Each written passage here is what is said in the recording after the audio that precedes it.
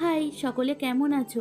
আমি খুব ভালো আছি। আশা করি তোমরাও খুব ভালো আছো। তো কালকে আমাদের বাড়ির পাশেই আমার একটা বোনের অন্নপ্রাশন ছিল। তো সেইখানে যাব বলেই আমি একদম রেডি হয়ে নিয়েছিলাম। আর যেহেতু কাকিমাদেরও নিমন্ত্রণ ছিল, তাই কাকিমা সকালের ট্রেনেই চলে এসেছিল। আর মা দেখাচ্ছিল আমি পূজার জন্য কি কি জামা কিনেছি।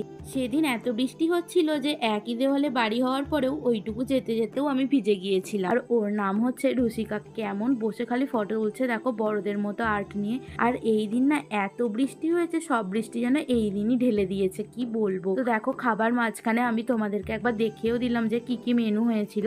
আর জানো তো, সব থেকে বড় সমস্যা হচ্ছিল এই দিন আমাদের রাস্তা তৈরি হচ্ছিল। তারপর আমি আর কাকিমা যাচ্ছিলাম একটা দিদাদের বাড়ি, আর যাওয়ার পথে দেখলাম একটা কাঠগোলাপ গাছে প্রচুর কাঠগোলাপ ফুল হয়েছে, তাই লোভ সামলাতে না পেরে দুটো তুলেও নিলাম। একটা নিজের মাথায় গুজেছিলাম আর একটা কাকিমার মাথায় গুজে দিয়েছিলাম। আর ওখানে ক্যামেরাম্যান দাদারা ফটোশ্যুট করছিল, আমারও কয়েকটা ফটো তুলে দিয়েছে। কেমন হয়েছে তোমরা কমেন্টে জানাবে। বাই।